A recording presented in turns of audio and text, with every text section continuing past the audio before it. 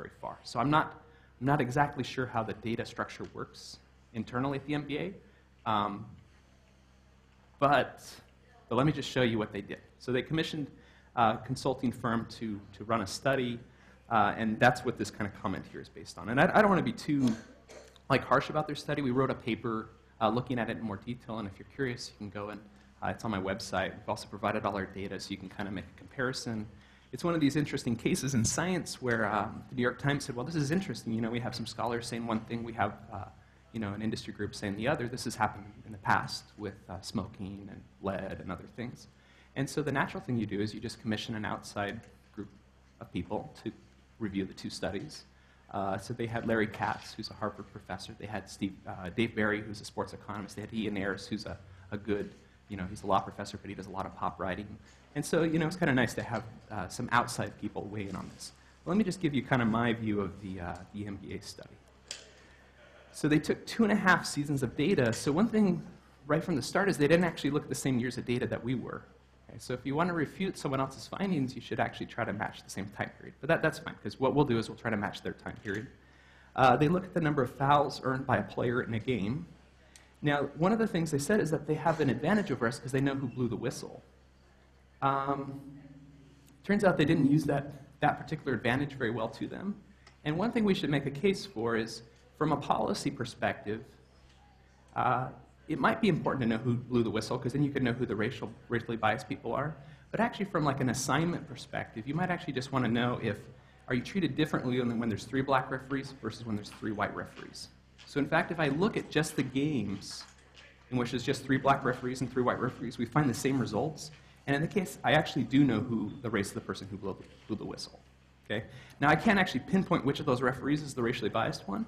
But again, from a policy perspective, that's not as important as, should we try to have mixed race crews? What should we do about that? Now, there's 4 kind of key points we're trying to make about their study. First, the MBA misunderstood our analysis. Most of the regressions they run are testing whether black players get more fouls than white players. That is not our question. I don't know. It turns out white players get more fouls. They just tend to be taller and play center. So you can control for that, and it turns out there's not very much racial difference in fouls being called on players. They also test to see if fouls differ by the referee's race. That's also not our question. It turns out that actually black referees tend to call more fouls. They mistreated their data, and even then the results are supportive of our results. So I'll just brush through this really quickly so we can have some time for questions. But one thing right away is it was hard. We didn't have their data. We had our data, and so trying to figure out where's their data coming from. And one thing we saw right away is they seem to have too many fouls being called on players. This is a bit of a puzzle, so we're trying to recreate it. And so they have about twice as many fouls as we observe in our data. And the reason for this is that they did 2 things. One is that if a player didn't get any fouls in the game, then he drops out of the sample. Okay, this is a bit of a problem because actually not having any fouls called on you is important information. Okay, so you don't want to drop the zeros. Okay. The other is they weight their observations by the number of fouls called. That means if I get 4 fouls called on me, I'm going to show up in the data 4 times. Okay, so again, this is also, so we're dropping the zeros, and then we're shifting a lot of the focus on the guys that are getting the most fouls. Okay? And so then what we can do is we can make our data as bad as theirs, and then we can kind of match up the moments. So we know, and they also didn't tell us exactly when their data started and ended, so we had to kind of play with that a little bit. We feel pretty good now that we can actually match their data. The other thing is that, so those of you that have had econometrics will understand what I'm saying right here, but they ran an interaction effect without the main effects. Okay? So this is kind of a technical speak for what they're saying is the thing they're most interested in is this match. It's some variable that says, are the player and the referee the same race? But they're not controlling for the player's race or the referee's race. Those are the main effects that we care about. And this actually, what this does is it loads all the weight on the same race combo. But there's 2 problems, is that white players commit more fouls, and white players are more likely to have a own race referee. So actually, both of these biases are going to push you away from finding the result that we did.